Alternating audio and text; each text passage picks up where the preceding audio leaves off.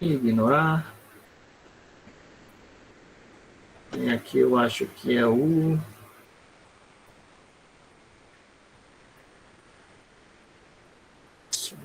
Conta.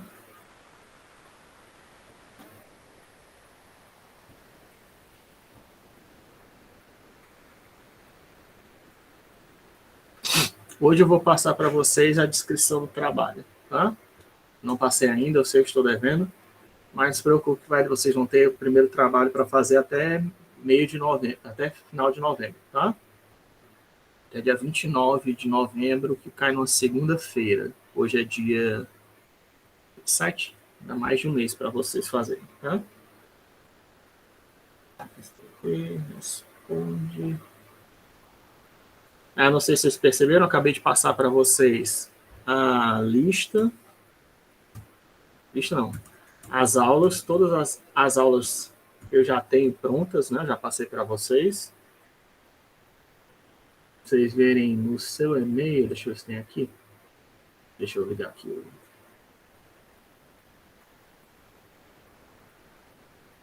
Vocês estão tá transmitindo, né? Tá transmitindo minha tela, ok, tá gravando. Então aqui, ó, se vocês forem no calendário, né? calendargoogle.com. Eu imagino que vocês devem ter aceito, né? Tem gente que não aceitou ainda, né? Tem 21 wait aqui, mas se você aceitar, vai ver que tem aqui ali, tem o link para as videoaulas, né? E tem um outro link para as aulas PDF, tá? Você clicar aqui nesses dois. Eu também mandei um e-mail com isso daqui, tá? Nas aulas de vídeo tem tem o playlist, né? Com todas as nossas aulas até agora, tá? Tá faltando as salas da semana passada, mas eu vou colocar ainda. Mas já tem aqui 7 aulas, vou colocar mais. E aqui em aulas, ó, é um drive, certo? Que aí tem várias aulas lá dentro, tá? Só tem aula de 2 disciplinas aqui, na verdade. Essas aulas aqui é aula de computação gráfica, vocês não precisam pegar. Acho que é curiosidade, né? Mas os seus de vocês é esse daqui, ó. Tem Octave, tá? Ó, na frente, ó. Octave 1, Octave 1, Octave 2, 3, 4, tá? Esse aqui são as nossas aulas em PDF. Vocês podem pegar. Octave ajuda, Octave comandos básicos, tá? Talvez eu atualize, né? Mas se atualizar, eu vejo que vocês verem aqui a data, né? Ó. Aqui é de junho. Se você quiser pegar o mais novo, só pegar a versão mais nova, né? Quando eu colocar para atualizar. Mas aqui já tem conteúdo, né? Tá só faltando uma aula, que é que eu estou justamente querendo colocar agora. Agora nunca.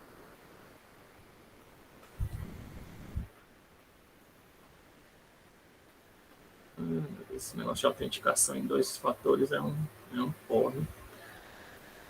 Deixa eu mandar pro e-mail, então.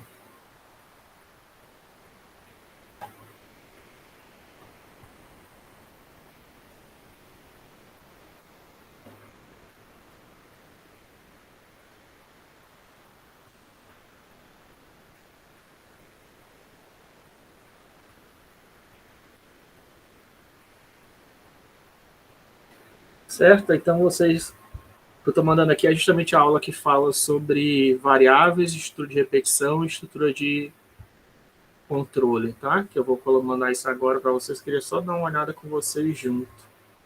Não tive tempo de fazer isso antes.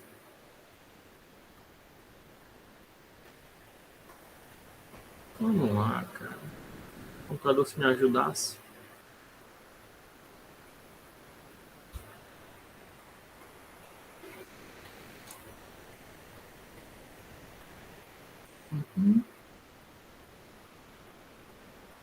Mandei um e-mail para vocês.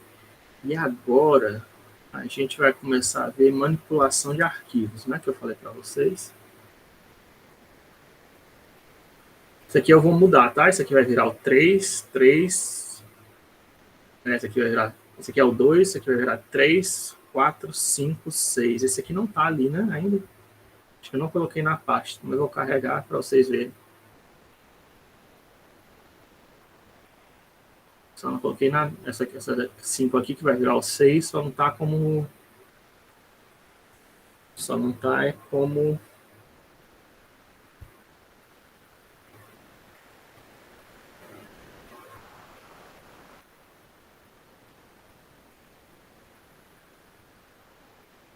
Só não está lá no Drive, né? No nosso Drive.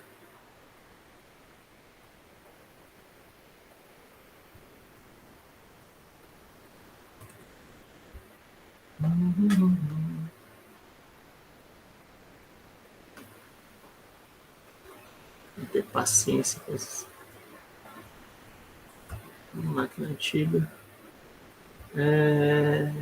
Arquivos.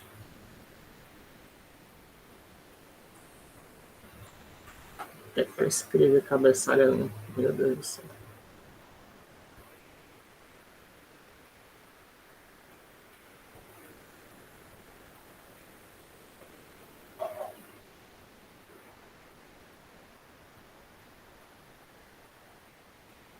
Enquanto ele vai abrindo. Certo? Então aqui a gente vai começar a falar sobre arquivos, tá? Arquivos é um tipo, é uma variável, não deixa de ser uma variável, mas é um tipo especial de variável, tá? Você já deve ter falado isso muito tempo na vida de vocês, né? Arquivo, arquivo, arquivo, arquivo, mas muito provavelmente vocês não sabiam ainda o que era arquivo, né? Hoje a gente vai falar sobre finalmente o que é arquivo para vocês, se você ainda não sabe, né? Se ninguém nunca lhe disse. Meu Deus, pior que não.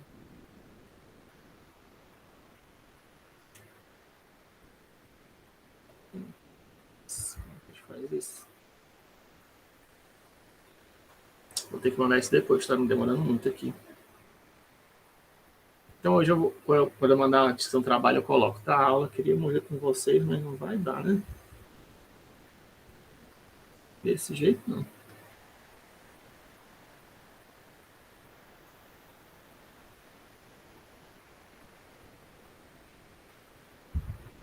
Ativos, transferências. Acho que tem que vir no. Ele não mostra. Recente, talvez.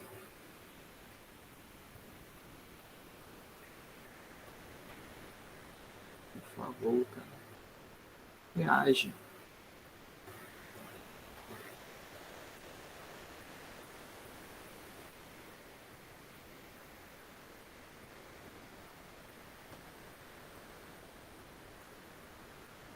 Ah, meu Deus. Deus, meu Deus, meu Deus. É difícil. Vamos lá, cara. Abra, abra, abra.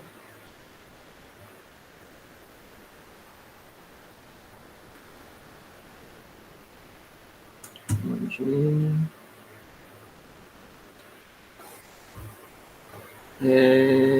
Vamos lá. Vamos lá. Vamos lá. Opa, ó. Copy.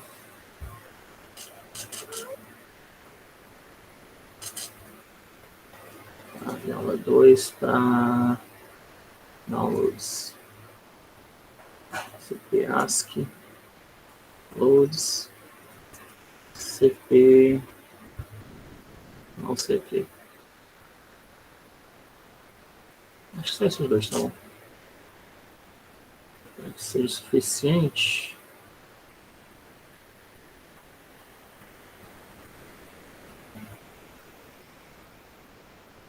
Desculpe a demora, tá? Mas o meu computador não está ajudando, não está colaborando.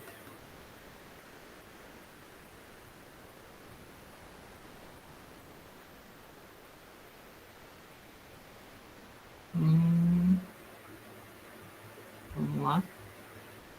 Vamos lá. Octave. Cadê?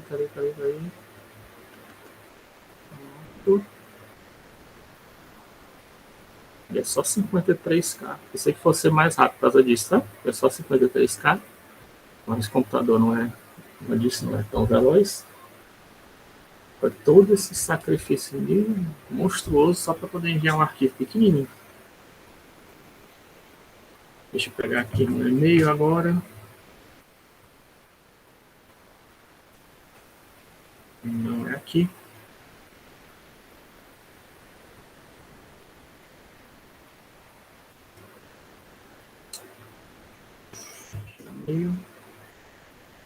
É mais rápido agora, eu acho.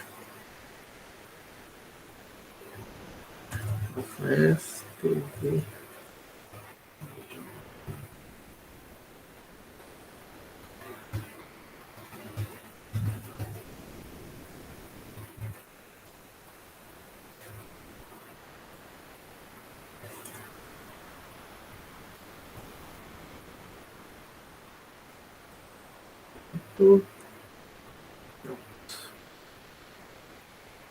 Todos. Mostrar na pasta. Ali, Ctrl X, vamos para o S, Octave. E pronto. Por sacrifício, né? Mas deu certo. Agora é só carregar aqui.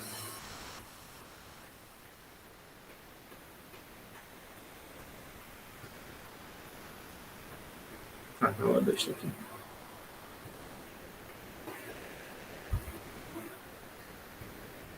Certo? Pronto, aqui é a nossa. Eu queria mostrar finalmente. Certo? Isso aqui que eu vou colocar lá para vocês, não está lá, mas fala de variáveis, né? Ó. É tudo aquilo que eu já tinha mostrado para vocês, né? Só não mostrei no formato do documento aqui, tá? Para vocês poderem ver melhor, né? Aquelas histórias dos tipos de variável, lógico, o int 8, 16, 16 que é produtos naturais, né? Os inteiros, os reais, os complexos, caracteres e strings, né? Pode até vir aqui como um atalho, né? Eu vou transformar isso em PDF, tá? Isso aqui vai aparecer como PDF para vocês.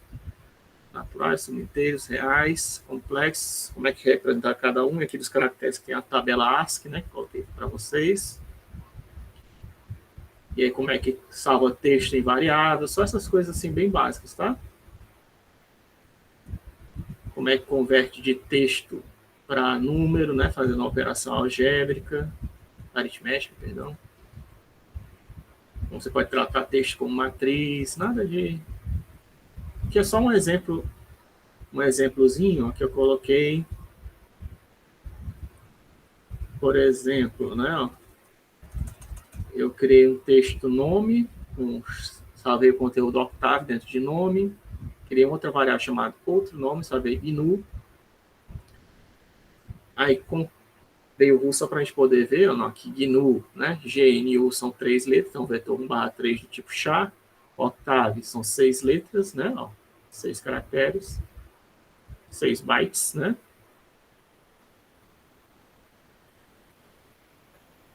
Aí se eu quiser somar 0, eu vejo quais são os valores lá na tabela ASCII, né? Ó, certo? Que é Octave, né? O maiúsculo é o 79, né? Ó. Então eu posso ver lá na tabela que o 79 é o O, 79 é o O maiúsculo, tá vendo? Octave. Aí o C, por exemplo, né? Ó, 63, né? Ó, 63, ou na área de 99, isso aqui é em hexadecimal, né? Em decimal, o C é o 99, né? Então se a gente aparecer lá, né? Ó, 99, tá vendo? Certo? O mesmo texto, aqui é o nome, se eu só exibir nome, ele vai mostrar octave, né? Mas se eu somar com 0, eu estou convertendo o texto para o valor dele na tabela ASCII, né? Aí ele mostra aqui o O maiúsculo, o C minúsculo, o T, o A, o V e o E, né? Se eu somar com 1, né? GNU, que é GNU maiúsculo, o que vai pegar? Vai pegar o caractere vizinho, né? O G vira H, né? O N vira o O, né? E o U vira o V, né? Vira ROV, né? O GNU vira ROV, fazendo isso, né? Isso aqui é como eu converti para número, para eu voltar para a tabela ASCII, eu uso esse char, tá? Que isso aqui está fazendo um cache de número para char, para caractere, né? Do tipo numérico para o tipo caractere. Para concatenar texto, ó, só colocar dentro de um vetor, ó, tá? Coloquei aqui as letras GNU, coloquei um espaço, que aí tem que vir entre aspas para saber que é esse texto, e aí depois coloco o nome separado por vírgulas, porque vírgulas separam colunas, né? E como esse aqui é um vetor 1/3, isso aqui é um vetor 1/6, aí fica um vetor 1/3 com um espaço, que é um vetor 1/1, com o vetor nome, que é 1/6, aí a gente concatena isso, forma GNU octavo, né? Textozinho, tá? Com 10 caracteres, né? É salvo em texto, né? Dá pra gente até ver os textos, né? Duvidando. Não executou não, aqui tá no Trust, né? Trust.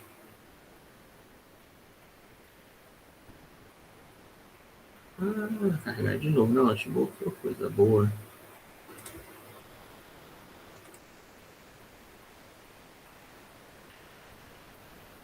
Os textos. Não tá mostrando a saída, coisa boa.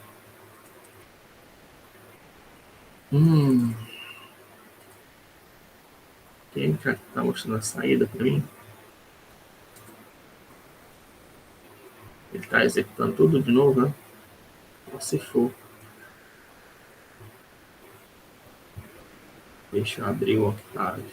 E aqui tá funcionando, pelo menos? Deixa eu ver. De usar.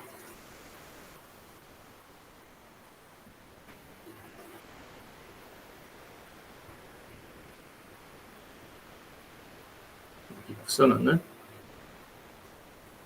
Deixa eu mostrar. Aquele que eu estava falando é texto igual a. Não. Menu. Foi isso que eu fiz basicamente ali. O outro, né? Eu dou root texto. Vai ser o vetor de 10, né? Então, 1/10, 10 caracteres. Eu adicionei um espaço aqui, né? Esse aqui é o mesmo que eu fiz ali naquele outro. Não sei porque no outro não está mostrando. Talvez você carregar. E fez.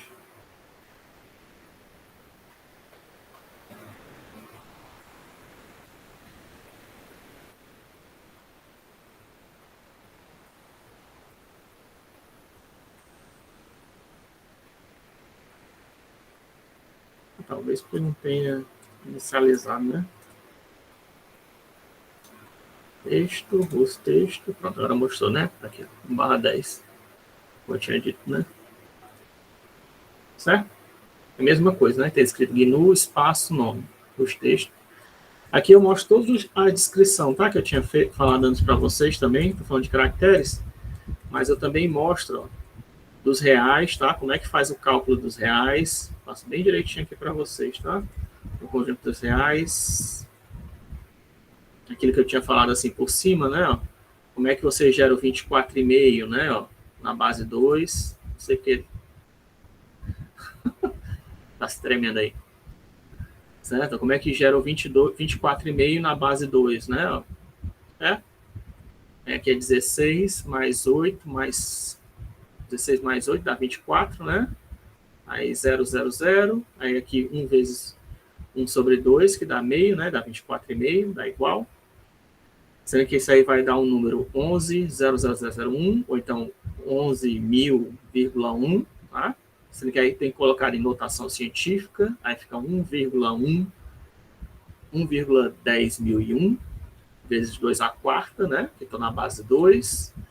Aí em notação científica, né? O primeiro dígito jamais precisa ser armazenado, então esse aqui vai ser a nossa mantissa, né? Na notação científica da base 2, eu sei que você quer sempre 1, precisa armazenar ele, né? Que é o ganho um dígito. E aí você vê ó, que a base, a mantissa é justamente 10.001, cheio de zeros, né? Que não vai ser usado. O sinal é 0, porque é positivo, 24,5. E o expoente é só você pegar o 4, que é daquele 2 à quarta, e somar com 127, se não me engano. Eu explico tudo aqui, tá? Nos textinhos. Só para vocês verem como é que é gerado isso, né? Eu faço vários exemplos, né? Do expoente, mantissa, tá? Expoente, mantissa. Isso aqui para mostrar aquilo que eu tinha falado também para vocês, né? Que o 0,1 você nunca consegue representar exatamente no computador, em vez de ser um número. Os dois são números racionais, né? Acaba que o 0,1 vira um número irracional, por quê? Porque no computador você nunca consegue representar ele exatamente, né? Você sempre faz uma aproximação, tá? Começa aqui 1 sobre 2 à quarta, 1 sobre 16, mais 1 sobre 32, né? Aí dá 0, 0, aí depois vira 1 sobre 256, mais 1 sobre 512, aí 0, 0. Vai sempre assim, sabe? 1, 1, 0, 0, 1, 1, 0, 0, 1, 1, 0, 0. Isso é um padrão infinito, né? Só que você não consegue representar isso exatamente. Você vai fazer um corte. Esse corte, dependendo do tipo de dados que você está armazenando, vai dar um número diferente, né? Por isso que ele fica irracional, né? Ele pode assumir valores, entre aspas, irracional, porque ele assume valores diferentes dependendo de quantos dados você consegue armazenar para essa dízima periódica infinita, né? E, na verdade, é racional, né? Oficialmente seria racional, né? Mas só que você sempre tem que fazer o corte e depende do computador que você está fazendo, né? Não dá para dizer, todo sistema vai ser assim, não é? Depende do computador que você está fazendo. Aí, no caso aqui, ó, de novo, né? Não é 1100, 1100, sendo que é notação científica, você não armazena o primeiro 1, né? Então fica 100, 1100, 100, 100, até o máximo que você consegue representar, né? Tá? Aí o sinal é negativo, porque é menos 0,1. Se não me engano, coloquei aqui. Coloquei não, menos 0, era menos 0,1. Depois, eu coloquei aqui, mas não corrigi aqui. Deixa eu logo corrigir. É menos 0,1, né? Tá? Que aí o bit de sinal já vai vir negativo, né? Tá?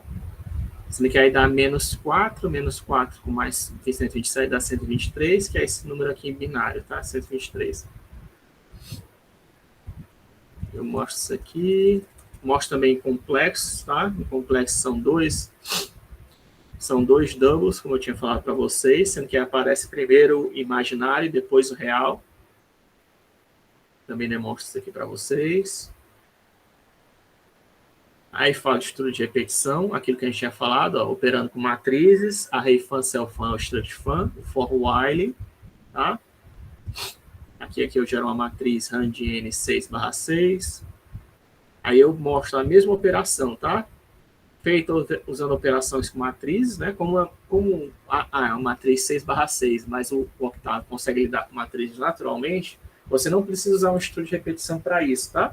Você pode só pegar um conjunto de dados e colocar ele no formato de struct, cell ou matriz, e aí usar ele como entrada de uma função. A gente vai ver ainda como constrói função, tá? No octavo. Mas você usando isso como entrada de função, ele já vai aplicar para todos os elementos que existem dentro daquele conjunto, né? Dentro daquela matriz, daquele structure, daquele cell, tá? Aí ele fazendo isso, ó, ele já vai retornar para mim cosseno em cima de cada um dos elementos da matriz A, né? Ou então, né, fazer aquele ponto elevado ao quadrado, que vai fazer elevar cada um dos elementos de A ao quadrado, né?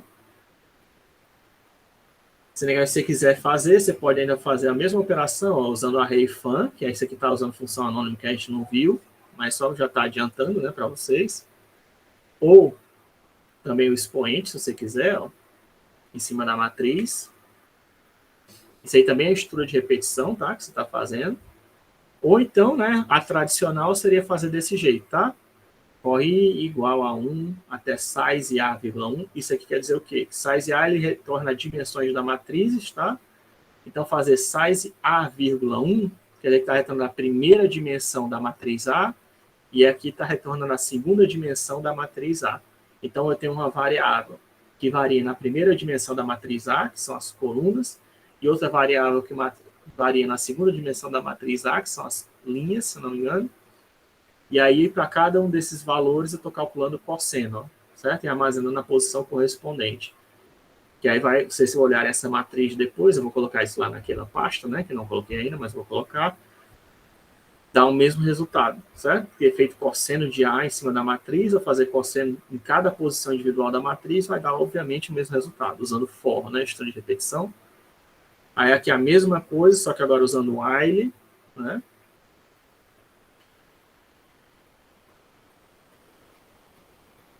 E aqui eu faço para a gente comparar, né? Usando o TikTok, ó. TikTok do array fan, dá 0.06. E agora o TikTok usando o for, né? Ó, dá 0.1, tá vendo? Ó, a diferença. A gente pode executar agora mesmo para a gente ver. 0.2, 0.5, ó. Tá vendo? Mesmo aqui nesse caso aqui que deu diferentes valores, né? Eu estou com muita coisa de execução no computador agora. Ainda assim dá para notar, né? Que usando o array fun é mais rápido do que usar for, né? Ó.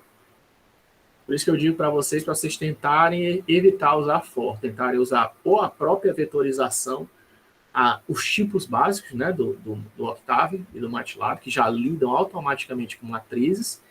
Só que o único problema é que matrizes, a gente vai ver, já estou introduzindo, tá? As células e estruturas que a gente vai ver agora em manipulação de arquivos. O único problema de matrizes é que matrizes elas assumem que tudo que está dentro da matriz tem o mesmo tipo, certo? Então, esses conjuntos que a gente viu de conjuntos naturais, de inteiros, reais, complexos, caracteres e tal, desde que a matriz, todo mundo ali dentro seja texto, ou todo mundo ali dentro seja número, né? Tá ok. Ou todo mundo ali dentro seja uma imagem, ou todo mundo ali dentro seja um som, tá ok. Certo? Para matriz. Agora, se você quiser misturar, né, dados, eu quero que tenha, parte dos meus dados são som, parte dos meus dados são vídeo, parte dos meus dados são número, parte dos meus dados são texto. Aí o que é que eu faço? Aí eu uso essas outras variações, tá? De célula ou estrutura, que a gente vai ver, tá? Ou célula e estrutura, os dois fazem a mesma coisa, tá? Células e estruturas fazem a mesma coisa. Apesar do nome diferente, célula ou estrutura, é só para dizer que é uma matriz mutante, né? É uma forma de dizer que isso é uma matriz mutante, quer dizer que é uma matriz que armazena tipos diferentes nas posições. Porque até agora, todas as matrizes que a gente viu, elas sempre têm o mesmo tipo, né? Por exemplo, essa matriz aqui A, que eu gerei usando lá o Randian, todo mundo é do tipo double, né? A gente pode até ver, né? Usar aqui. Ela era, né, ó, a matriz 3x3, todo mundo lá é double, né? No meio tem o mesmo tipo ou classe, né? Se eu aquele vetor que eu mostrei no início da aula, falando aquela palavra de no Octave, é uma matriz, né? Um vetor, né? Linha, que seja, mas o vetor linha não deixa de ser uma matriz. Todo mundo ali tem o mesmo tipo, que era caractere, né? Certo? Então tá todo mundo dentro de uma matriz, está todo mundo dentro do mesmo tipo. Células ou estruturas, elas permitem que você use tipos diferentes em posições da matriz, tá? Na primeira posição pode ter um vídeo, na segunda posição pode ter uma música, na terceira posição pode ter uma matriz. Inclusive, você pode usar uma matriz dentro de uma célula, certo? Você pode até usar uma célula dentro de uma célula, se você quiser. Eu estou adiantando, tá? Só para vocês começarem a abrir a cabeça de vocês. Mas a gente vai ver isso nesse agora, em manipulação de arquivos, tá? Antes de a gente chegar nessa parte de célula, eu quero que vocês entendam, a gente já viu bastante, né, nessas aulas, o que é variável, que é uma região da memória RAM, que tem um tipo, né? Esse tipo, em linguagens interpretadas, ele permite fazer esse cache dinâmico, né? Quer dizer que você não precisa declarar qual é o tipo da variável que a gente está criando. Por default, o tipo já é sempre double, né? Se você quiser um tipo diferente, você pode usar, mas por default tudo é double ou tudo é caractere, né? Se tiver entre aspas é caractere, se tiver sem usar aspas é double, né? Certo? Tipo assim, ó, coloquei o A1, 2, 3, isso aqui tudo é double por default. Eu não coloquei qual é o tipo explicitamente, né? Eu posso ver o tipo explicitamente dando RUS, né? Mas eu não preciso fazer isso. Do mesmo jeito, se eu fizer B igual a 1, né? Tá? Vou colocar no teclado em inglês, que no teclado em português só atrapalha. E 2, tá? O F tá diferente, certo? Desse jeito, ó. 1, 2, 3. Desse jeito aqui, como tá entre aspas, tá? Aspas simples ou aspas duplas, isso aqui já não é mais interpretado como um tipo numérico, tá? Isso aqui é interpretado como texto. E aí, se eu dou o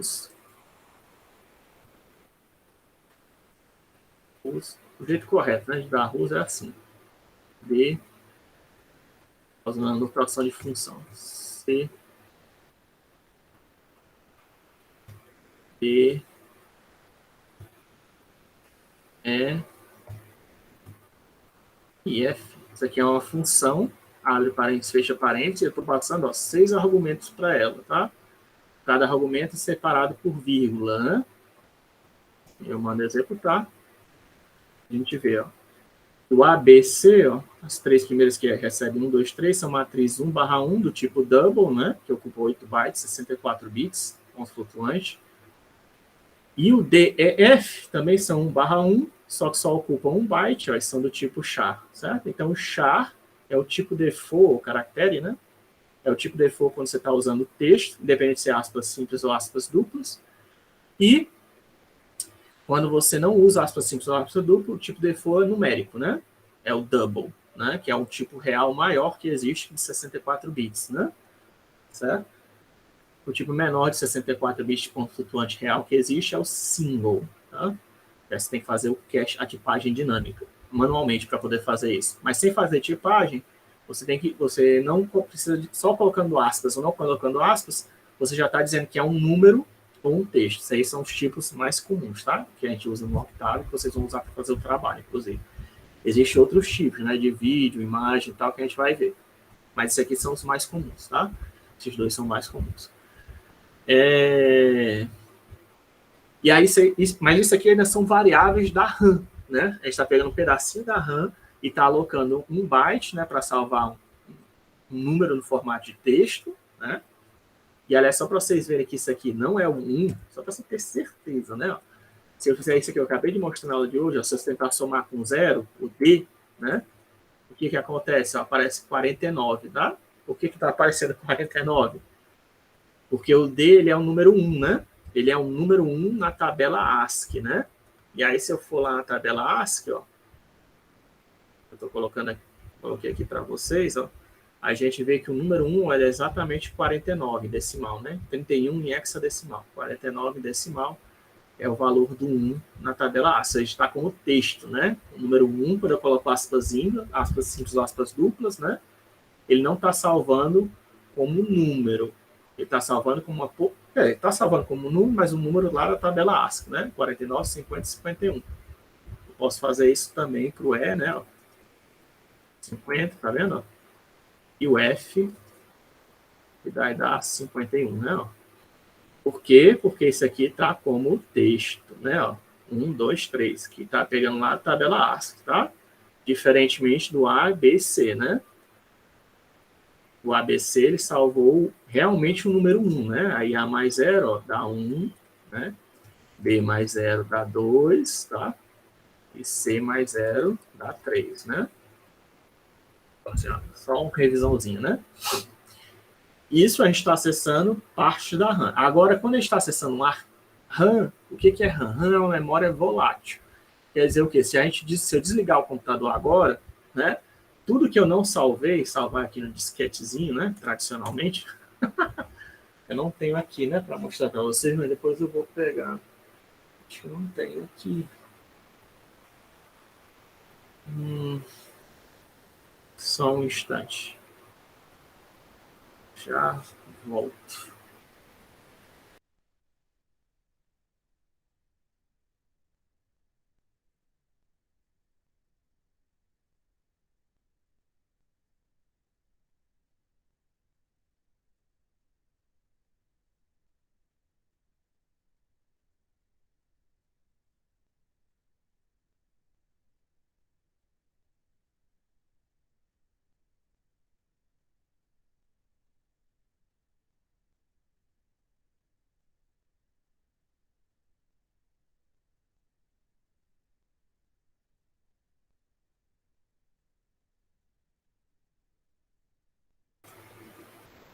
Certo? Então tá aqui. Esse aqui é um disquete, né? Certo? Esse aqui é o que aparece normalmente lá naqueles iconezinhos de salvar, né? Que você vê, tanto tem Word, tem todo programa tem esse negócio por causa disso, né? Antigamente eles salvavam os dados em cima desse disquete. Esse disquete aqui, o tradicional, esse daqui, né, que foi da minha época, ele só salva 1.44 megas, 1 mega e meio, basicamente. Né? Antes disso, que não é antes da minha época, o pessoal ainda usava um disquetezão maior, né? Que era o tipo B, que era só 720K, era meio mega, né? Aí depois disso veio o CD, né, DVD, Blu-ray, e aí finalmente inventaram o pendrive, aí hoje em dia todo mundo só usa pendrive, né? Isso aqui nem existe. Você comprar qualquer computador hoje moderno não vem mais com drive de disquete. Mas antigamente todos os computadores vinham com esse drive de disquete, né? Antigamente o quê? Na minha época, né? Que era. Eu comecei a mexer no computador o quê? Na década de 90, né? Na década de 90, todos os computadores vinham com drive para disquete. Acho que nos anos. Em 2000, acho que já começou a sumir.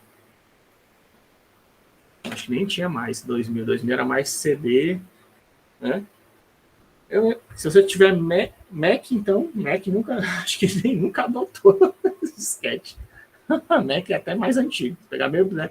Pegar um Mac bem antigo, você vai ver que nem drive de disquete tem. Mas até notebook eu acho que tinha entrada de drive, se não me engano. Esse velhão, né? Eu tô falando isso por quê? Porque é salvo em arquivo, né? Essa memória daqui, você quer chamar de memória não volátil, né? Porque justamente você consegue pegar, né? E ela não depende de energia. Meus arquivos que estão salvos nesse disquete ainda estão salvos lá, eles não se perderam, né? O único jeito de você apagar isso é com imã. Inclusive, tinha até esse problema, né? Você passar um imã aqui em cima, você consegue apagar, porque isso aqui é salvo de forma magnética. Diferente do CD, né? O CD, DVD e Blu-ray, eles usam laser, tá? Para fazer um buraquinho, né? No suco do CD, do DVD. Muito parecido com o que era feito aqueles discos de vinil. É o mesmo princípio do disco de vinil. Só que esses daqui, né, mais essa tecnologia aqui é mais parecida com fita cassete, né? Fita cassete de vídeo, ou então com não sei se que aparece na Guardiões da Galáxia, né? Filme da Marvel, aquelas fitas cassete, né? Aquilo ali usa método magnético. E aqui também, esse disquetezinho. Quer dizer, com imã você consegue apagar. Com imã você não apaga CD, né? Mas processo magnético também é usado nos discos rígidos tradicionais, viu? Aqueles HDD, né, que tem mais capacidade, que grava 8 teras, eles também usam processo magnético, tá, para gravar dados. E aí, teoricamente, se tiver um ímã muito forte, consegue passar da proteção do HD, também dá para apagar, né? SSD, eu acho que não tem esse problema, eu nunca vi ninguém reclamando disso, né? Que a SSD usa uma tecnologia mais parecida com o pendrive. Mas, enfim,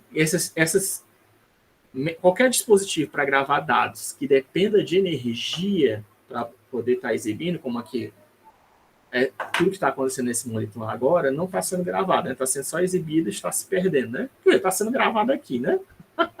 Está sendo gravado num arquivo e depois eu vou poder acessar ele, né? Mas se não estivesse sendo gravado, ia se perder, né? Dizer, acabou a aula, nunca mais ninguém ia ver o que eu disse nessa aula de hoje, né?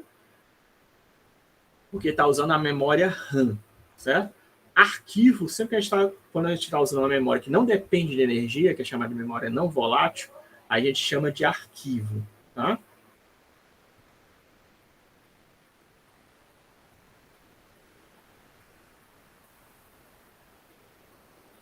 E aí tem várias maneiras de você salvar um conteúdo do Octave para memória física, né? Para memória não volátil.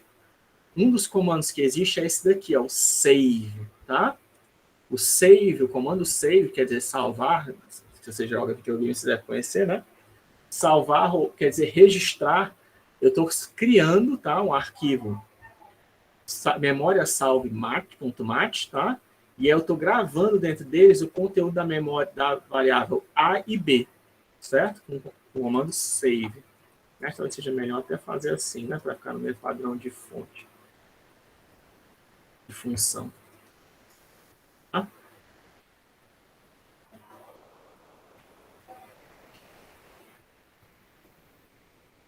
Sim. Certo? Função de variável B. Certo? Por quê? Ó? Desse jeito aqui, eu salvei, certo? Nesse arquivo aqui, memória.salvo.mat, que é um padrão do MATLAB que o Octave copiou, né? O conteúdo das variáveis A e B, tá? Eu posso... deixa eu salvar também mais coisa, né? Para só o A e o B. Salvar também o B e o F. tá? E aí eu posso pegar, ó, abrir.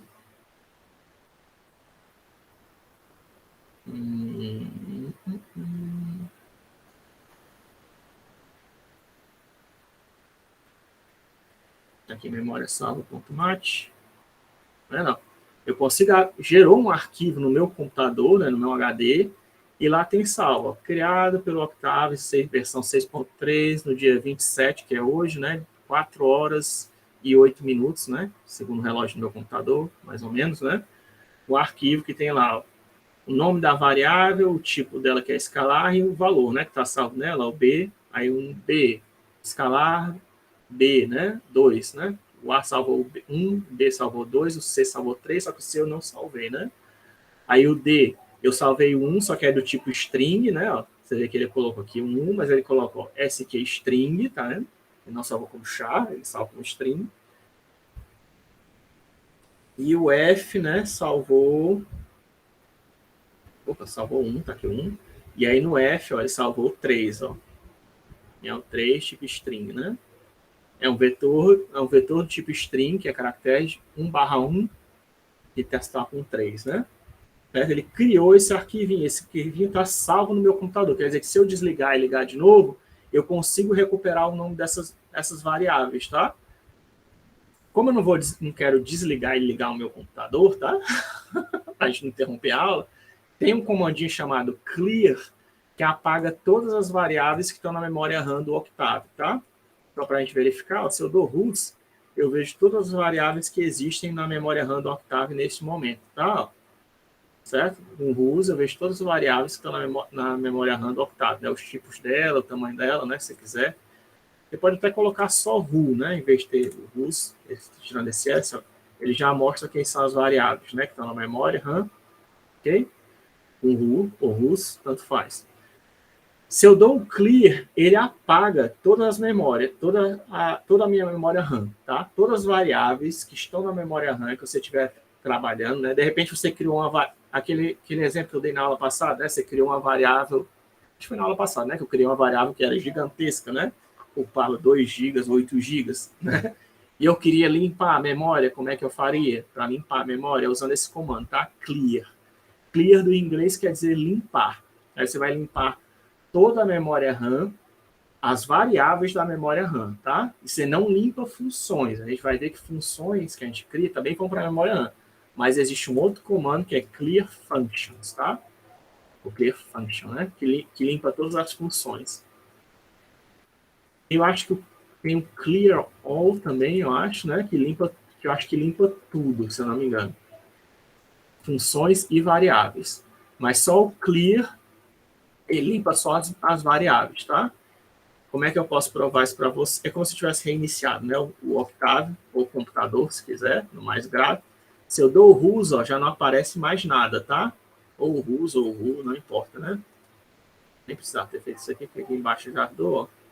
Já não aparece mais, tá vendo? Não apareceu nenhuma variável. Antes aparecia, né? Todas as que eu tinha criado. Só que eu fui inteligente, eu dei um save, né? Antes, ó. Salvei com todas essas variáveis em cima do arquivo, memória.salvo, né? Então, eu posso carregar isso de novo. Como? Através do comando load, certo? Load.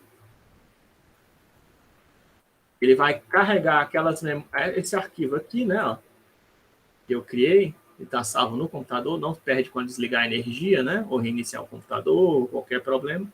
Eu dou um load, e aí load quer dizer carregar, tá? Aí, quando eu dou um ru, olha as variáveis que vai aparecer, ó. O A, B, o D e o F, né? Ó. E do tipo certo, tá? Se eu dou o RUS, né? É o char, ó, char e double, né? Que é o padrão, né? O ABDF, né? Você pode até ver o conteúdo delas, se quiser. Tá tudo ok, tá? Ó, o A é o 1, né? Ó. O D também é o 1, só que em texto. O F também é o 3, só que em texto. O B é o 2 em número, né? Tá certo? Então você consegue recuperar. Esse aqui é um dos principais, são comandos úteis, tá? Para você. Então o comando save e load É assim, você está fazendo algum trabalho no Octave, né? E você quer poder usar, você está trabalhando com alguma variável, e você quer usar ela depois, né? Por algum motivo, né? Você está fazendo um cálculo lá de pi, está salvando os dígitos de pi, né? Só que você viu que não vai demorar. Você interrompe lá o loop, né? E você quer continuar calculando os números de pi depois. Você salva, né? Nesse arquivo aqui, ou qualquer, coloquei memória salva, mas podia ser qualquer nome, tá? Qualquer nome de arquivo, .mat. Se você não colocar esses caras aqui, é preciso dizer o nome das variáveis? Não. Se você fizer isso aqui, ó, ele vai salvar todas as variáveis que estão na memória RAM, tá? Do Octave. Se você não quiser salvar todas, depois do nome do arquivo, você diz o nome das variáveis que você quer salvar, tá? E aí ele vai salvar todas as variáveis que você quiser dentro desse arquivo aqui. E aí, quando você quiser carregar de novo, né? Fechou o Octave, desligou o computador, você quer carregar de novo, aí você usa load, o nome do arquivo, né? Que você se lembra. Trabalho 1, notas, notas dos alunos, sei lá o que for, né? Certo? Você pode salvar e carregar sempre que você quiser, né? Os dados, seja eles quais forem, tá? Pode ser matriz. Eu coloquei ali, eu coloquei escalares, tá? Mas podia ser matriz, podia ser células, podia ser estruturas, podia ser qualquer coisa, tá? Qualquer tipo de dado aceito pelo Octave, pelo MATLAB, podia ser salvo dessa maneira e carregado, através do comando save e load, ok? Aí depois tem. E se você quiser salvar os comandos, professor? Né? Porque o Octave ele tem aquele histórico, né? Mas o histórico ele mostra para você todos os comandos que foram executados recentemente, né? Pelo Octave. Eu posso ver aqui history, né? Se não me engano. Certo? Aqui fica feio porque eu tô no o formato é diferente, tá? Do Jupyter. Mas se eu abrir lá o nosso Octave normal, e no. Deixa eu abrir aqui o Octave normal. Se você digitar History, ele vai mostrar, tá? Todos os comandos recentes, bonitinhos para você, tá? Então, eu detesto esse negócio. E quando eu abro o coisa, ele não fica. Quando eu abro o Magnify, ele deforma minha área de trabalho todinho. E no Octave aqui. Deixa eu fechar isso aqui, tá? Porque dá outra aula.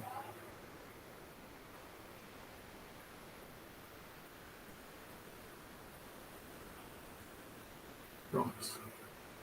Aqui o Octave, certo? Ó. Se eu digito History, né? Tá vendo? Ele me mostra todos os comandos que eu digitei, os últimos comandos que eu digitei no Octave, tá vendo?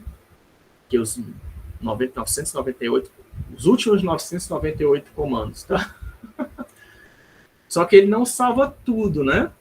Desde que eu comecei a mexer no Octave, eu não só digitei 998 comandos, né? Obviamente. E são só os últimos 998 comandos que eu digitei dentro desse Octave, dessa versão do Octave, inclusive, né? Que eu acho que quando eu atualizei, que eu atualizei recentemente para essa versão 6.3, ele deve ter apagado, né, meu histórico antigo. Muito provavelmente. Eu acho que até em preferências do Octave, você pode até dizer aqui, ó, em History Buffer Size, tá vendo? Meu Deus. Essa barrinha é chata de mexer. Mas tá vendo aqui, ó, History Buffer Size. Eu digo até quantos comandos eu quero salvar no Octave, tá? Os últimos 1000 comandos, ele salva, né? Sendo que aí, quando você digita 1001, ele deleta o primeiro comando salvo, né? E salva o mais recente, né? Então, ele sempre mantém os 1000 comandos, os últimos 1000 comandos. Você pode alterar, tá? Isso para colocar mais, se você quiser. Acho que o máximo é 9.900. Não. O máximo é 1000 mesmo, né? Pelo visto. Não? Por que não deixou de digitar? Oh, coisa chata, cara. Por que não deixou de digitar, então? Aí não deixou de digitar. Aí tem que ser fazer manualmente. Deve ser 999, né? 9.999, né? Não sei porque ele não está deixando eu digitar o número. Certo? Mas você pode alterar aqui, né? O tamanho dele. 9.999 comandos, mas ele não salva tudo, né? O histórico é os últimos comandos que você digitou, né? E você pode colocar para cima, tá vendo? Para cima, no Octave ID, você está acessando exatamente esse histórico, tá? Quando você coloca no teclado, no seu teclado, a tecla para cima, aquele direcional para cima, você consegue acessar todos eles.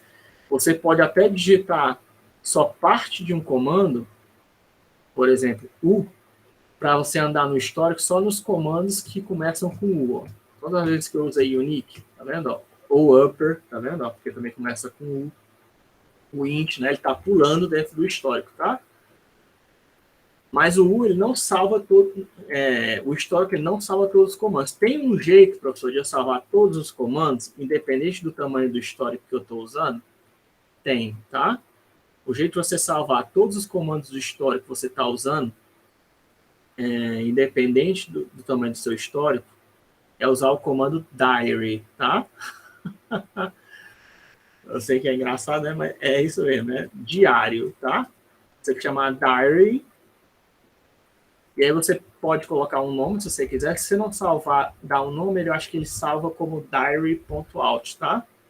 Tem um nome default que ele usa, se você não der. Mas o diary quer dizer exatamente isso, diário, tá? Que aí ele vai salvar um arquivo .out, que aí ele salva todos os comandos que você digitou até agora, certo?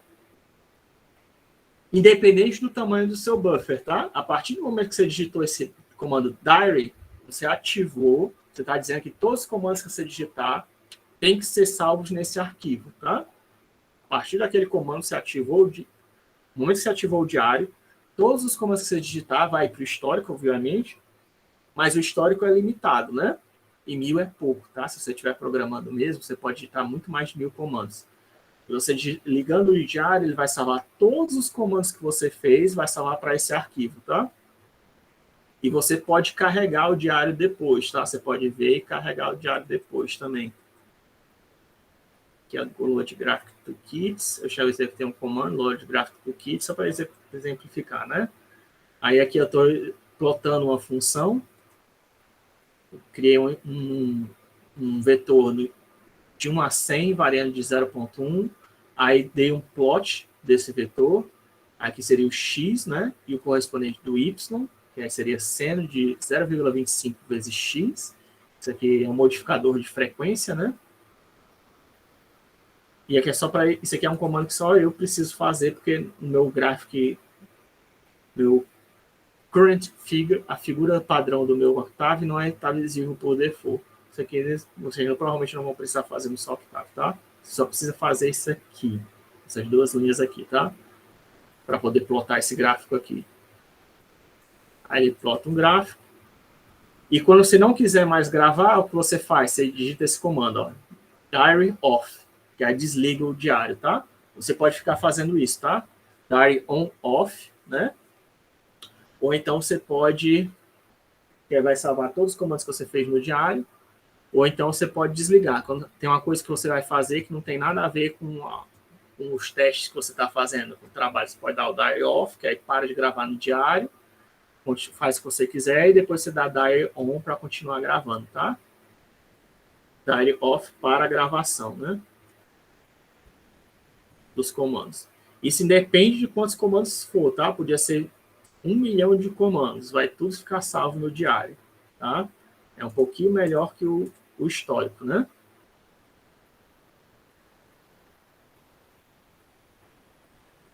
Tá executando. Nossa.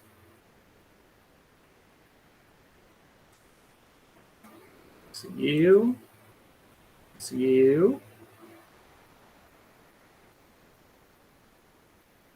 Meu diário.out.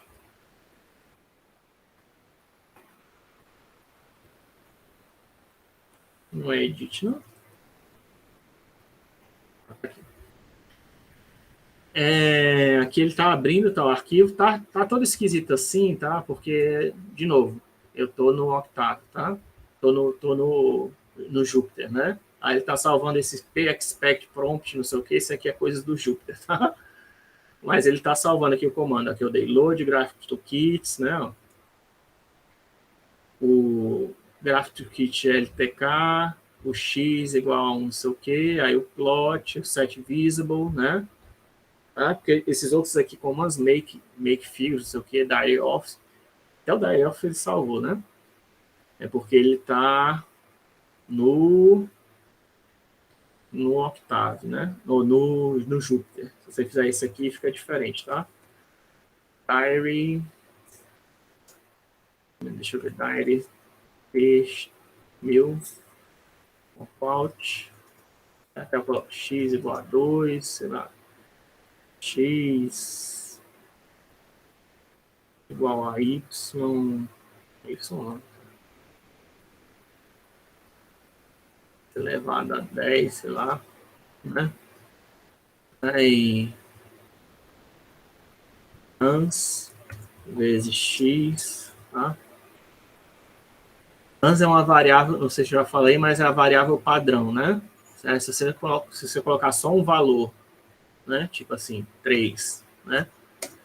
Sem nada, né? Ele vai salvar aquele valor na variável ans, né? Que é answer, certo? Ele sempre salva qualquer conteúdo, a não ser que você especifique o contrário, né? Então, nesse caso aqui, x igual a 2, eu estou dizendo especificamente que o 2 tem que ser salvo no x. Mas se tem alguma saída, né? Que você não diz onde deve ser salvo, onde é que região da memória RAM deve ser armazenado, ele vai armazenar em ANS, tá? Que é a variável padrão, né? A região de memória padrão, vamos dizer assim. Aí agora eu posso dar o diary off, que é desliga o diário. E aí se eu der edit meu.out, né? Eu posso abrir, ó, meu diário, tá vendo? Ó? E ele salvou tudo, né? Inclusive, ó, x igual a 2, até a saída, né? Ó, x elevado a 10, antes x, né? Um problema para você executar isso de novo, você teria que apagar, né? Isso aqui. Mas isso aí é fácil, né? Não é problemático, não. Certo? Então, o diário ele salva tudo que você digitou, né?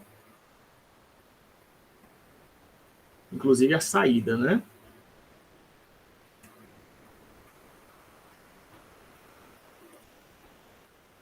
Que permite depois você pode acessar, né? Algum comando que você queira, né? Depois você pode ir lá no diário, copiar o comando, né? Ctrl C, Ctrl V, né? Executar o comando de novo, né? Se você quiser. Então você pode mexer nisso daqui para poder mandar executar esse arquivo. Para mais informações, né? Help Diary. Eu particularmente não costumo usar o diário, não, mas é uma coisa que depende de você, né? Você pode dar on e off, né? Para ligar e desligar o diário se você quiser, ou então você dá o nome do arquivo, né? Para salvar um arquivo específico.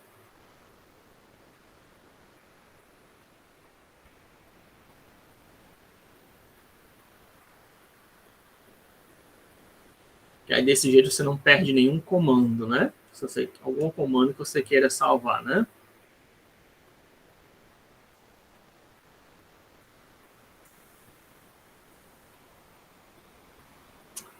Agora só toma cuidado, né? Por que está aparecendo, mesmo depois do diary off aqui apareceu coisa, professor? É por causa que esse aqui eu já fiz esse teste várias vezes, tá? E aí se você usa o mesmo nome de arquivo, tem isso também, tá? Se você usa o mesmo nome de arquivo, ele vai salvar tudo no mesmo lugar, tá? Tudo no mesmo arquivo.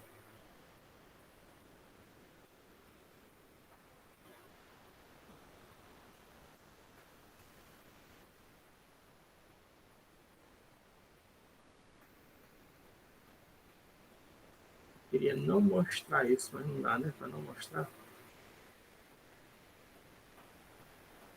Você pode abrir o mesmo diário, né? Esse meu diário out aqui, eu posso abrir várias vezes ele usando o comando diary para continuar salvando mais comandos ali dentro, tá? Você pode fazer isso todo dia, se você quiser. Aí ele vai colocando um embaixo do outro, tá? Os comandos. Se você usar o mesmo arquivo, ele não vai sobrescrever o arquivo, tá? Se você usar o mesmo nome de arquivo, ele vai adicionar linhas ao arquivo. Por isso está gigantesco aqui.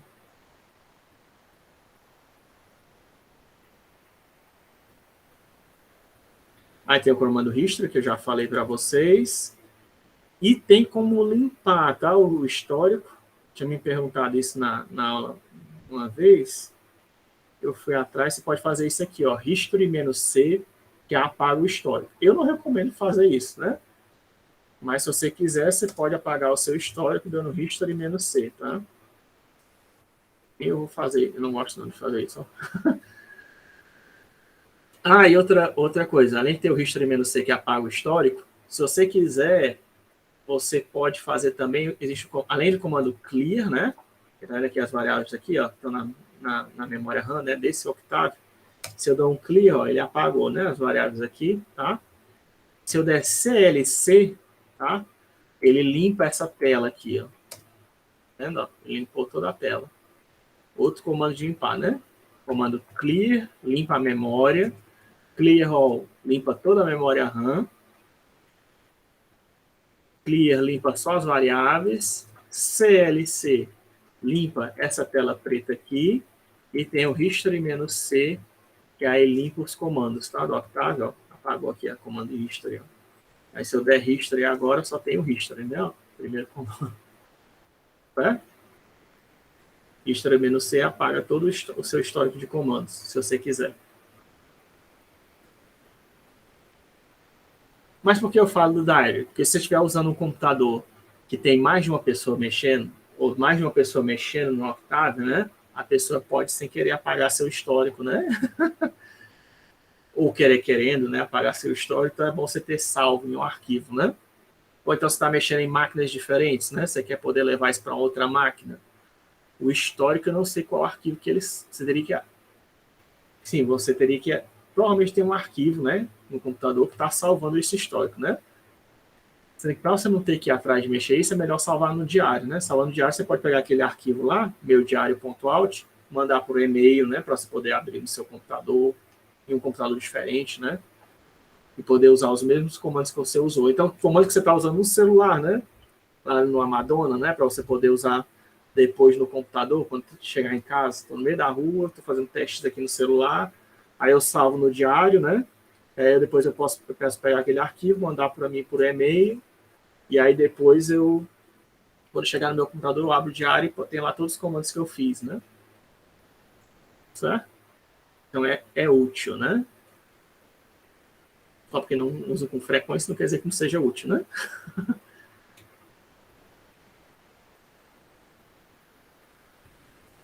E agora, né, vamos ver como é que... Isso aí são como salvar conteúdo da RAM do Octave, tá? Que a gente viu.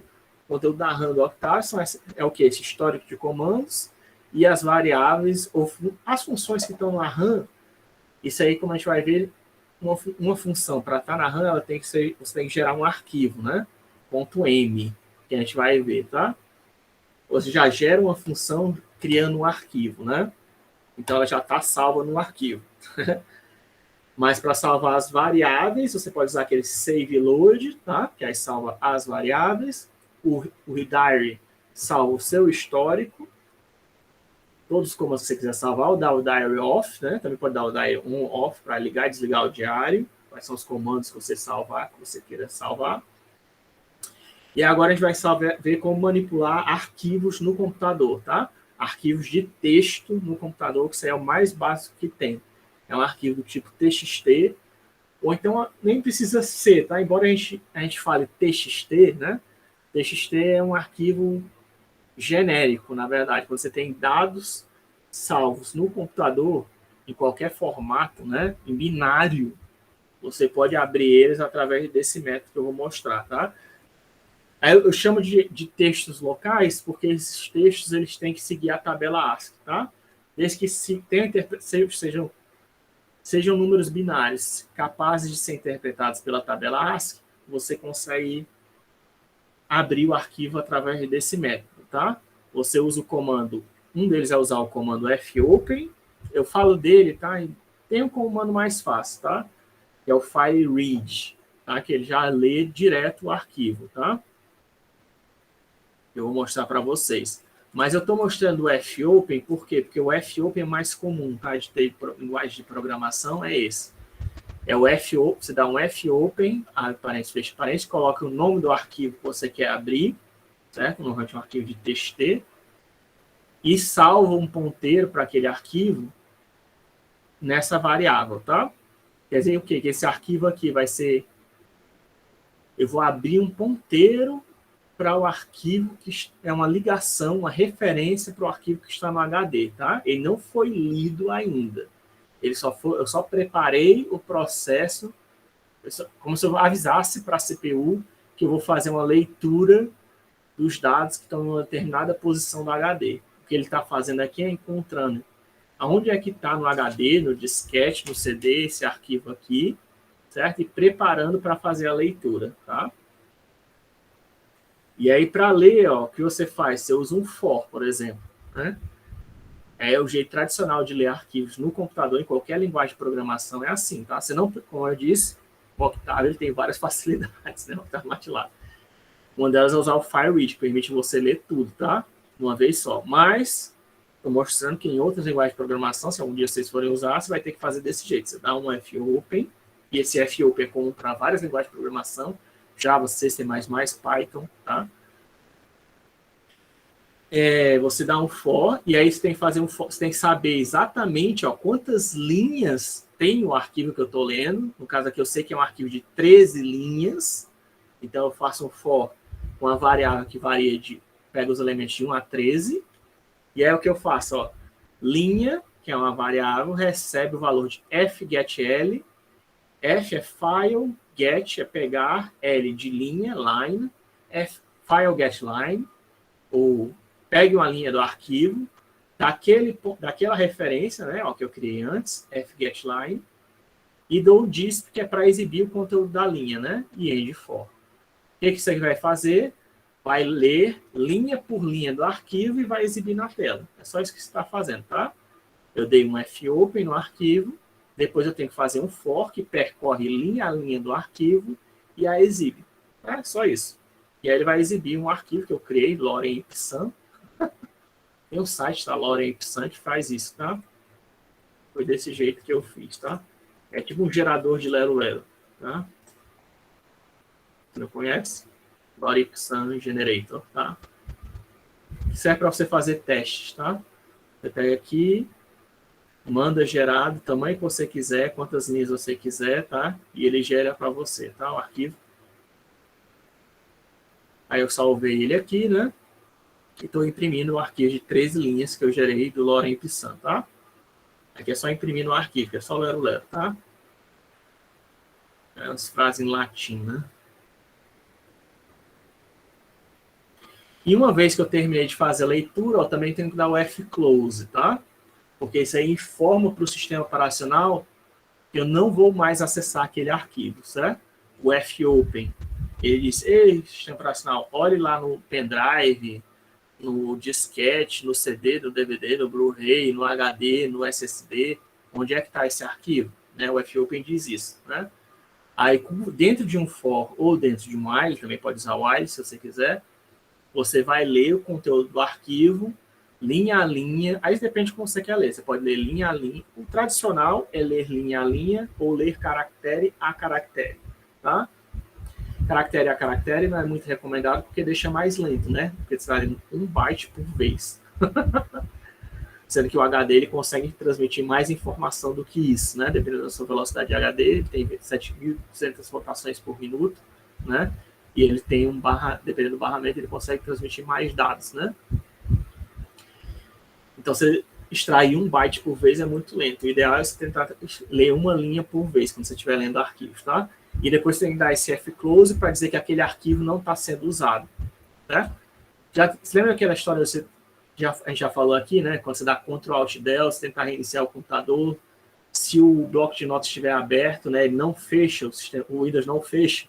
É a mesma coisa aqui, tá? Você deu o fopen no arquivo. Se você não der o fclose, o seu sistema operacional vai reclamar na hora que você tentar desligar que tem arquivo aberto. Tá? Por causa desse jeito, porque o fopen informa para o sistema operacional que você abriu um arquivo para leitura. Quer dizer que ele está lá com um ponteiro, está com... É tipo um...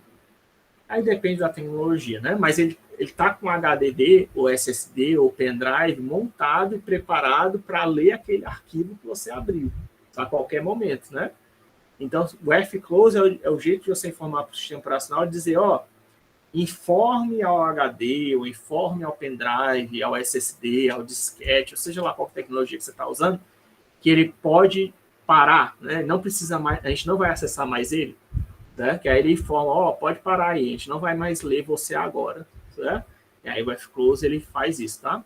Isso é um tipo de tratamento que é transparente para a gente, tá? Programador, mas que por baixo está sendo feito, né?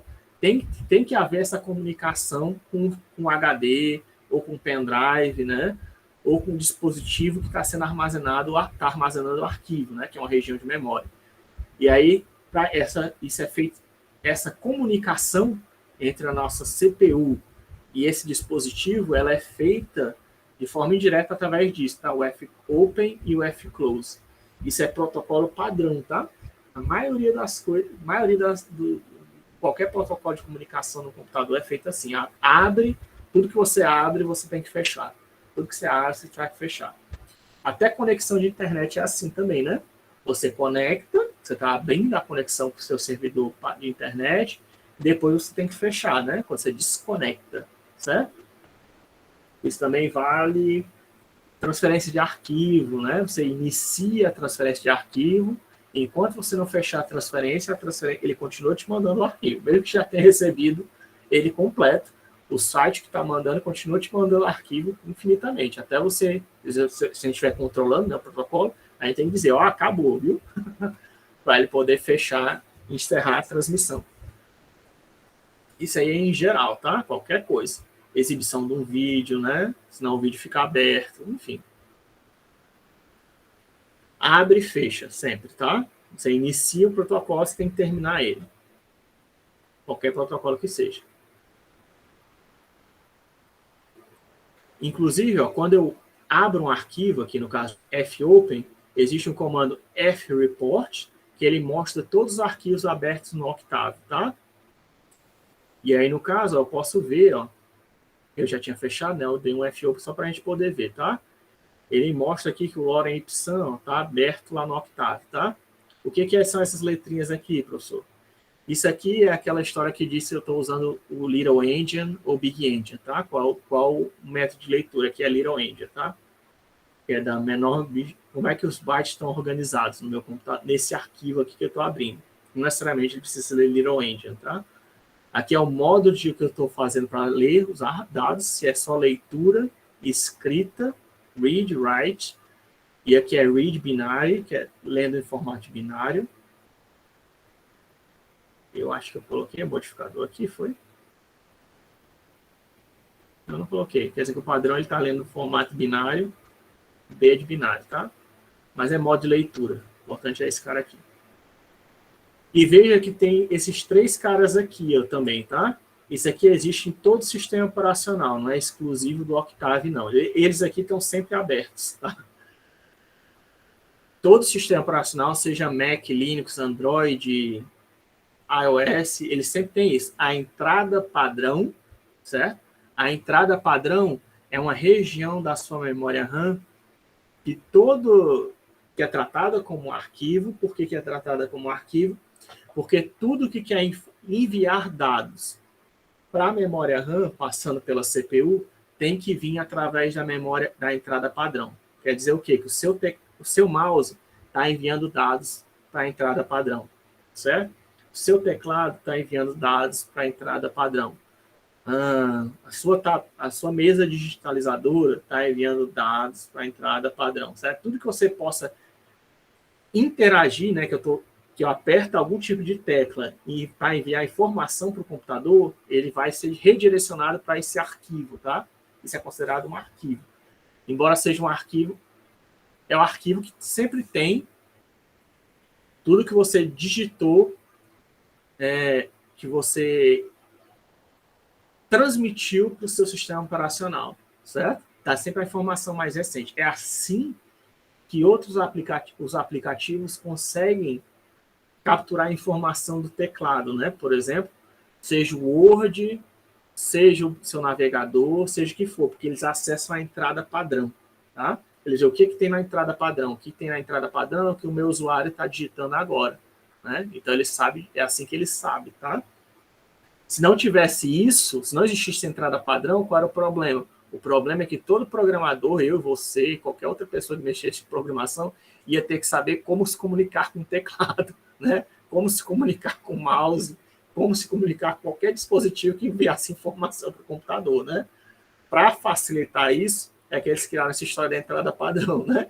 E aí eu não preciso saber como mexer no hardware.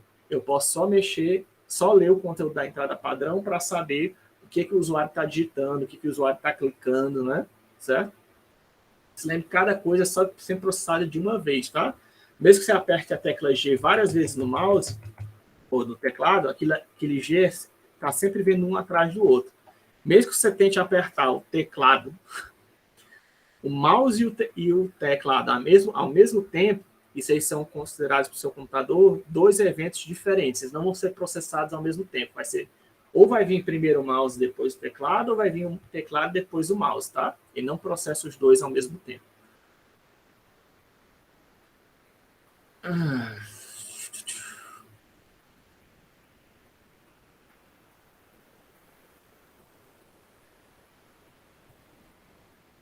Mesmo quando você usa teclas de atalho, tá? Você às vezes, mas teclas de atalho, eu aperto Ctrl+C, Ctrl+V, são duas teclas. Não são duas teclas, tá? Eu sei que fisicamente você está apertando Ctrl+C, né? Mas isso para o sistema operacional está indo só como um valor, tá? Sempre. Porque o seu teclado, certo? Ele identifica que Ctrl+C é uma combinação. Isso aí é o engenheiro de hardware, né, que fez o teclado, ele já projetou dessa maneira, de forma que quando você aperta Ctrl+C, você está enviando só um sinal, um valor numérico para o seu computador, tá? E dá até para a gente ver isso, né? Existe o comando, eu não sei agora, hit, se não me engano,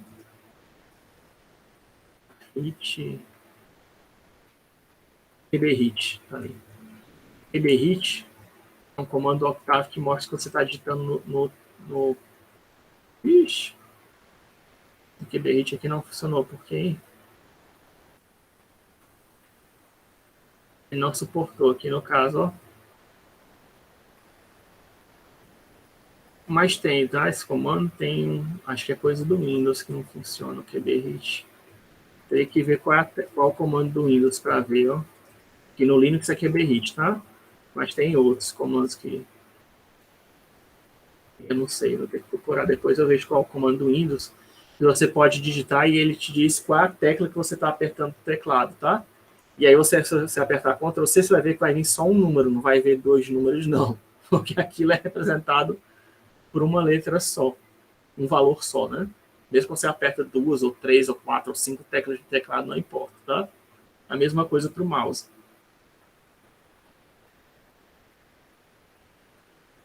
Aí tem a entrada padrão, a saída padrão, certo? Que aí a saída padrão é o quê? Tudo que você está executando, todo o processo, por default, que você está executando no computador, seja para desenhar uma figura, seja para tocar uma música, seja para escrever um texto que você está escrevendo no teclado, né?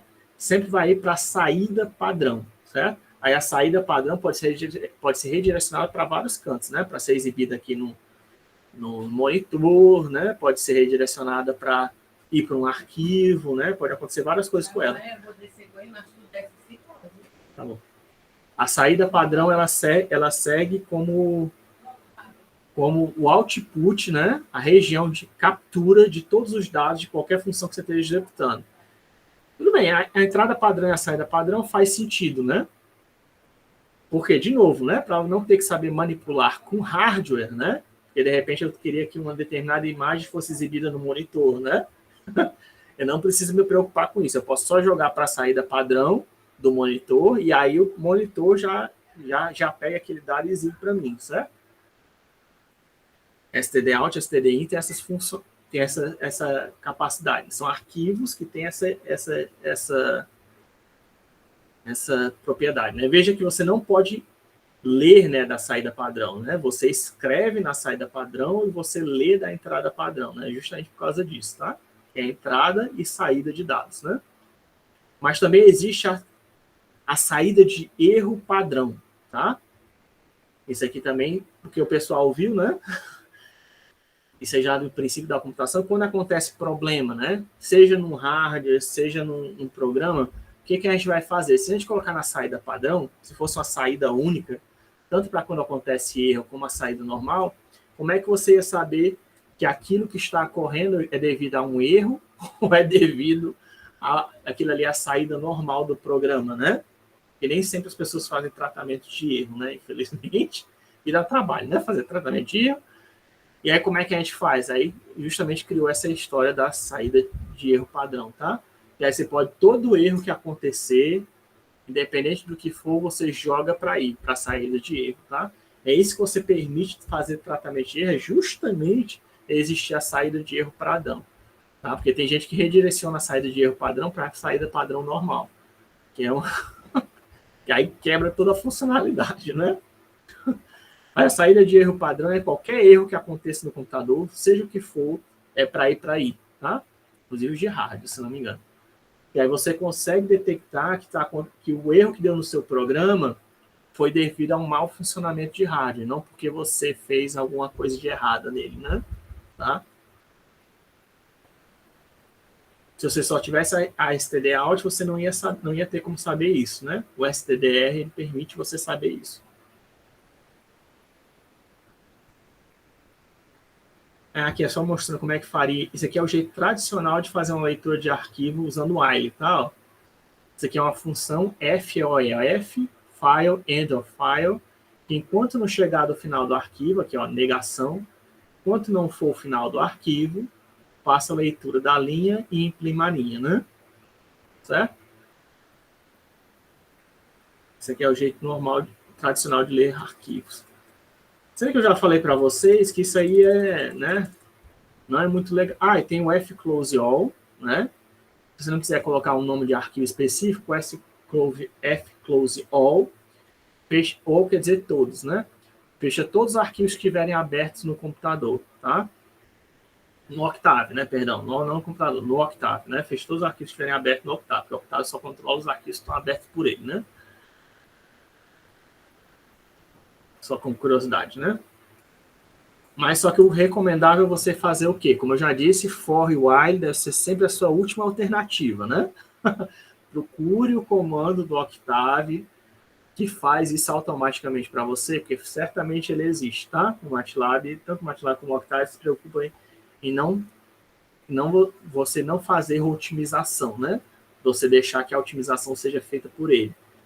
Então, no caso aqui, ó, existe um comandozinho, que é o fileread, e a gente vai ver que isso aqui existe, está chegando já no final da aula, mais ou menos no final da aula, mas a gente vai para qualquer tipo de arquivo, seja vídeo, som, o que for, tá?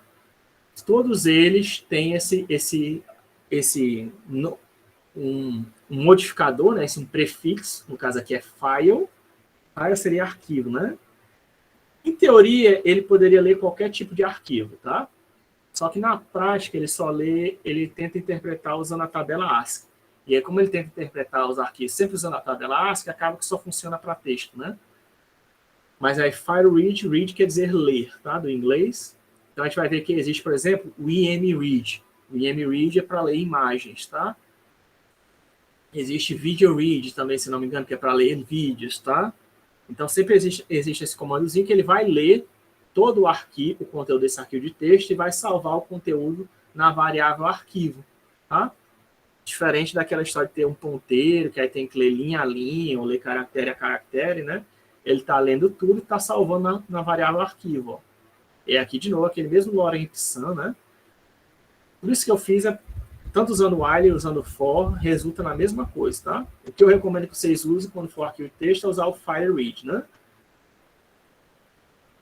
Aí eu dou o freport, ó, você vê que ele já abre e fecha o arquivo, inclusive automaticamente, ó, você nem precisa se preocupar.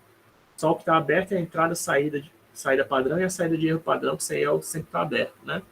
Só fecha quando você desliga o Octave, né?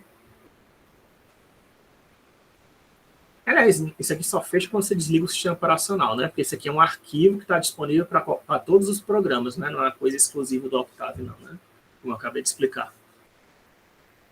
Certo?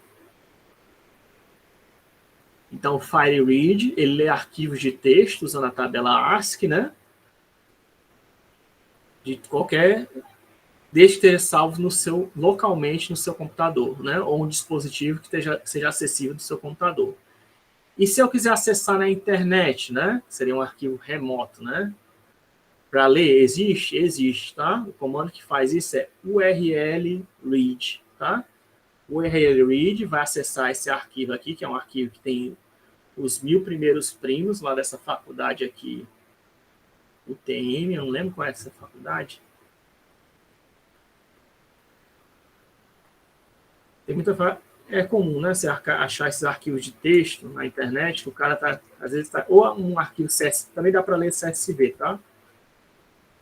E eles disponibilizam gratuitamente. Aqui são os 1000 primeiros primos, né? Essa faculdade hein, que eu estou usando, os dados dela é bom falar, né?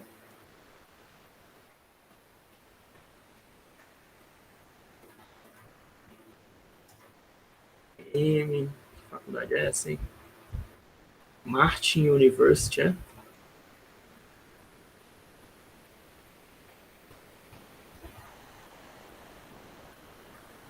Universidade de São Martin, né? Parece. Universidade de São Martin. Pois é, Universidade de São Martin, parece. Certo? Eu peguei de lá, né? Aí eu estou dando o URL Read, ele vai ler o conteúdo, né? Esse arquivo aqui, que está lá na. Aqui, né? Ele vai ler esse arquivo aqui de texto e vai carregar o conteúdo para a variável arquivo, tá? URL read.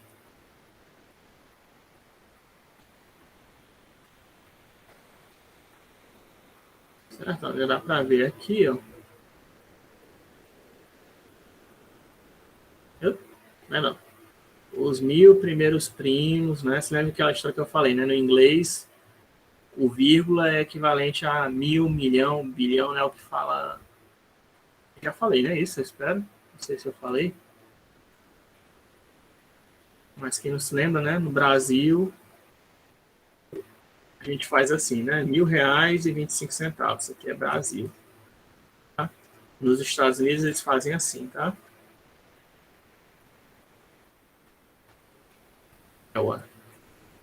Estados Unidos da América é assim, tá? R$1.000,25, né? $1.000,25. É assim que eles fazem, tá? Por isso que tá desse jeito aqui, essa vírgula. Certo? Eu dei uma leitura de arquivo. Só que aí, qual é o problema disso daqui, né?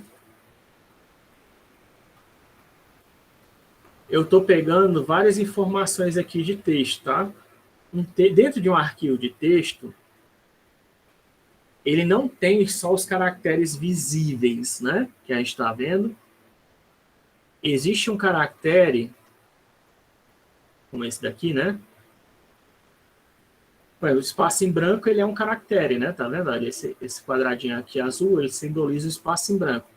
Mas aqui, depois desse S, existe um caractere que não está sendo exibido, que é o quebra de linha, tá? Existe um caractere para quebra de linha, existe um caractere para return carriage, né? Return carriage é para retornar para o início de uma linha. E, ó, ele só chegou até aqui, ó. Por que tá parece que aqui está centralizado, né, no texto, ó. Mas essa centralização é por quê? Porque ele colocou uma porção de espaço em branco aqui, ó, tá vendo? Isso aqui são uma porção de espaço em branco, aí depois vem a letra T, H, E, aí tem um espaço em branco, tem um F, tem um espaço em branco, aí tem os números, tem um espaço em branco, tem primes, e aqui para dizer que chegou ao final de uma linha, que é por isso que aquele comando de ler linha funciona, tá? Existe um caractere aqui que marca o final da linha, que é o /N normalmente, tá? É o new line. O Windows até adiciona um outro caractere que é o quebra de linha, além do new line. Então, quebra de linha, o new line. Tem 3 caracteres que podem aparecer aí. Tem a quebra de linha, tem a nova linha e tem o return carriage, que é para retornar a linha de a posição do leitor para o início da próxima linha, tá? Porque senão, se você só der essa quebra de linha, né? Se você só der quebra de linha, o que ele vai aparecer? Ele vai vir para cá, mas ele vai vir para cá exatamente embaixo do S, tá? Ele não vai voltar aqui para a primeira posição, não. Isso é quebra de linha, tá? Ele já pula para a linha de baixo. Tanto quebra de linha como nova linha acaba fazendo isso, tá? Ele só pula para a linha de baixo. E aí depende do sistema operacional que você está usando, tá? O Windows ele coloca uns caracteres a mais, coloca um caractere a mais que não precisava, né? Que é justamente essa quebra de linha. Faz a quebra de linha e ele coloca em série nova linha.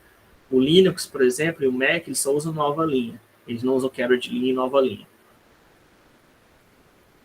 Aí por que isso? Aí é uma boa pergunta, né? Tem que perguntar para os programadores Windows por que eles usam 2 caracteres para indicar que uma nova linha vai começar, tá? Mas enfim. Aí tem o return carriage, que é um outro tipo de caractere também, que vai fazer o quê? Ele vai colocar a leitura para começar na próxima linha. Isso aí, sabe? Isso aí vem antigamente, porque isso aí vem de antigamente, tá? Esses bandos de caracteres vêm de onde? Vem da máquina de escrever, tá? Porque era assim que você fazia na máquina de escrever.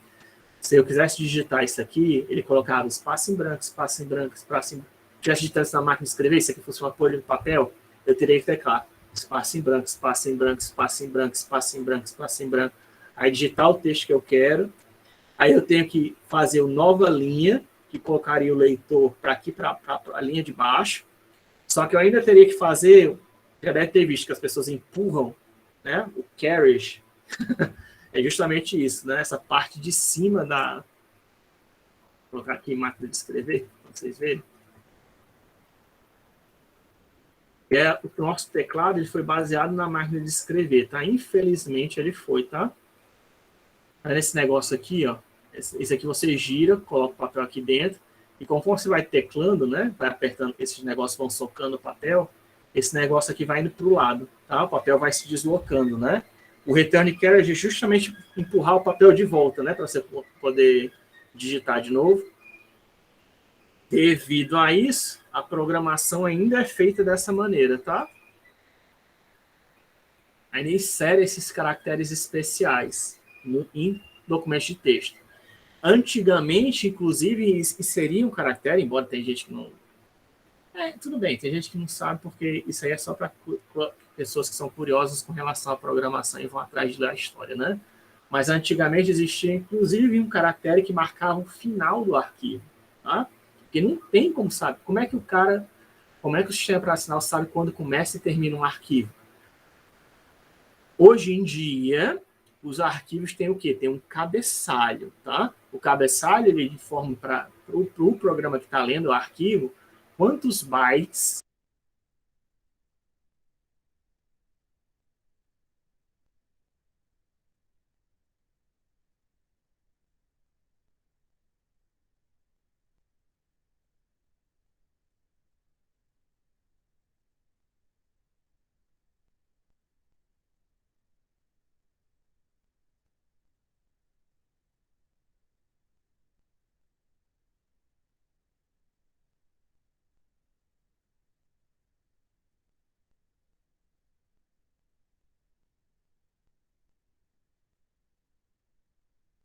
Professor, o senhor tá sem áudio. Não tá ouvindo. Professor, o senhor tá... Ah, meu Deus. E ele não tá ouvindo. Parece que mutou tudo. Alguém liga a câmera e tenta... Ah, não, ele tá olhando só a tela do PC, né? Ah, ele percebeu, eu acho. Agora percebeu. Não, Acho que não. acho que não. Ai, meu Deus. Meu Deus do céu. Não, todo mundo percebeu, Gabriel. Menos o professor. Porque ele tá no... Ele tá no mundo dele a hora dessa. Sim.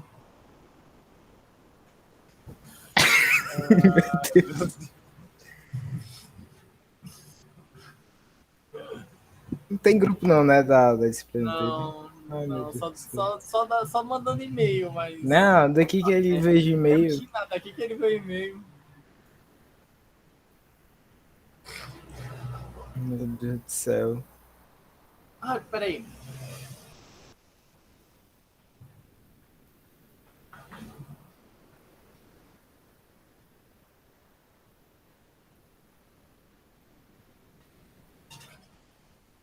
Fica spamando, levantar a mão, ver se ele olha.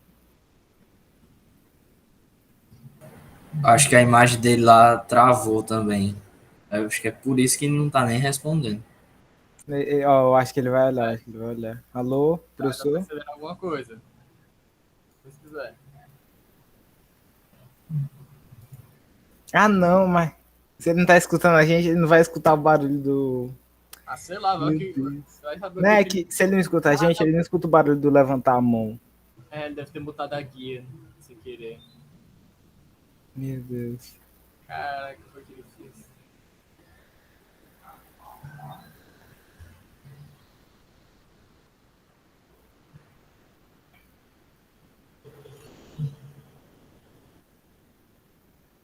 Pior que ele não tá nem com a aba do coisa aberta, parece. Opa! E-mail. Alô, professor? Alô? Alô, alô. Alô, Alô? professor? Amigo. Tem áudio. Alô, professor? Opa, tudo bem, desculpa. Tá doido. Vocês escutaram até onde? Não sei. Foi a última coisa que eu falei? Não. Faz um O que eu tava tempo. falando, Professor, na acho que próxima aula eu acho que vou o senhor continuar tava falando no. isso, né? De caracteres, não tem deixa problema, eu eu vou repetir isso perguntei no lá início no da próxima chat. aula. Eu só quero que vocês tenham essa noção que existem caracteres invisíveis no seu texto, tá? Esses caracteres invisíveis, eles modificam ele, por exemplo, negrito, né? Como é que o Word sabe que um texto está em negrito ou não? Porque existe um caractere ali invisível, que você não está vendo, né? Mas que diz, ó, os caracteres adiante, os próximos caracteres, os 5 próximos caracteres, 6 próximos caracteres, ele coloca um marcador de início, um marcador de fim, né? E tudo que estiver dentro daqueles marcadores vai aparecer em negrito, ou vai aparecer em itálico, ou vai aparecer em sublinhado.